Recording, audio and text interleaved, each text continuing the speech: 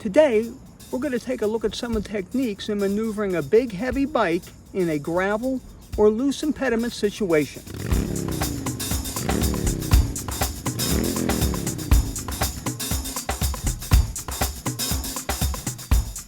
As with all our riding, we want to make sure we keep our head and eyes up looking well down the road. This can be a challenge when your traction is compromised and the tendency is to stare down at what's immediately in front of you. Instead, gradually sweep those eyes down that road in front of you till you're looking down further and further. This will help you maintain control in these sticky situations. By keeping our head and eyes up, we also get a heads up on when we may encounter those situations. As with most obstacles, we want to cross into that area as close to a 90 degree as possible to avoid that bike sliding out. If you do feel the bike sliding, it's useful to actually counterweight. For if the bike starts sliding and you lean in that direction, more likely than not, that could end up in a fall. Here's where dirt bike riders have some experience and naturally will move their bodies to compensate for any loss of traction.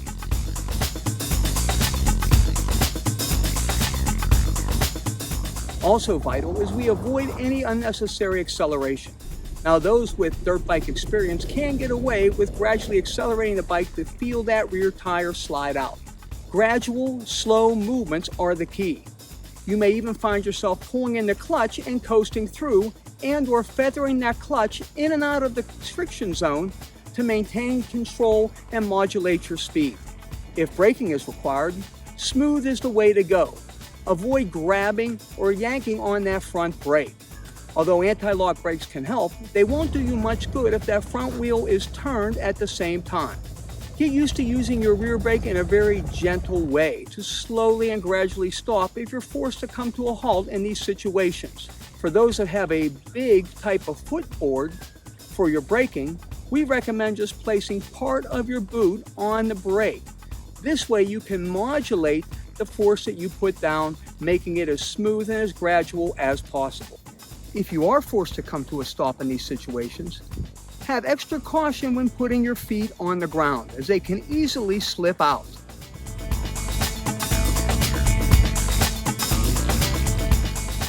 We want to avoid any jerky or unnecessary handlebar movement. This can include our usual pressing or pushing on the hand grips to move the motorcycle left and right. Instead, we want to actually drive more with our feet. No, not that, but our foot pressure down on the floorboard or footrest. When practicing, you may also use your highway pegs. We don't recommend that in the actual situation, but to get a feel for that foot pressure, some riders find it useful to first practice with their feet up on the highway pegs, pushing or pressing to feel that bike move left and right.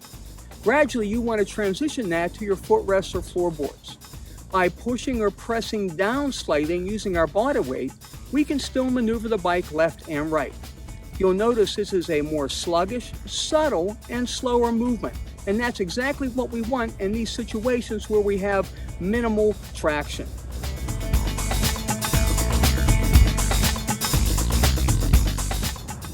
All right, so let's take a look at some of this in actual application. Some of this you've seen before, but having my head and eyes up, I'm already scoping out what's happening in front. I know we're turning into a gravel parking lot, so here again, attempting to cross into that area as close to a 90-degree angle as possible. Now, I'm also making use of my riding buddy up in front to see what line he may be taking, what type of stability he has. And you'll notice also we do have some potholes even in this dirt and gravel road. Now, here's the same angle, but it's going to focus back on me so you can see that my head and eyes are up. You can see the angle. I'm doing as best I can to cross into that. Also keep an eye on my left hand. That's on the right of your screen there. I just pulled the clutch in. I'm actually coasting through here, utilizing the clutch control, the friction zone, to better monitor and manage my speed. So there again, it's pulled in. You see the head and eyes up. Now I'm going to make a turn here. And again, we're going to get a different view of this. You can see the movement of the bike with those potholes. I'm looking for the line. When we go to make this turn, again, gradual movements, testing it out with those little movements of the handlebar, being prepared if that bike begins to move out on me at all. and then coming to a smooth stop. Now here's a real world application of that. We were riding on a road up in northern central PA, paved road. It's a great road. Now here's where the problems start. I see him cross over and the tail lights come on. So it looks like as we go over that hill crest, we thought the road went straight, but find out when we get closer, it actually doesn't. Now to add insult to injury, there's a road sign that's turned the wrong way. It should be angled to the left more. It's for the people coming down making the right-hand turn. So that adds to the confusion. But you'll notice my buddy moved over to the right side. He sees me coming, provides me with an escape route to the left. This is a gravel dirt road. I have a big heavy street glide, so I'm really trying to watch how much I apply brakes. And as I come up further, just to add some extra excitement to the mix, yes, that's a deer jumping out to cross my path at the same time. So we have a series of issues happening here. And as I continue along, it makes me even a little more careful that is there another deer following. I'm taking my time, coming to as smooth and gradual a stop as I can. And we actually find out this is a private road that a lot of people make this mistake.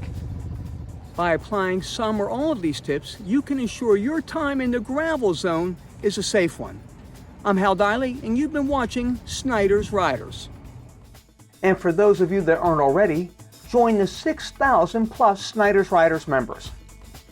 Your free membership includes our monthly newsletter, special previews of upcoming YouTube videos, and most importantly, priority legal assistance from our sponsors at Edgar Snyder Associates, with over 40 years of experience and a passion for helping riders and their families during their time of greatest need. To enroll, simply text RIDE SAFE, that's one word, RIDE SAFE, to the number 66866. Again, that's RIDE SAFE to 66866.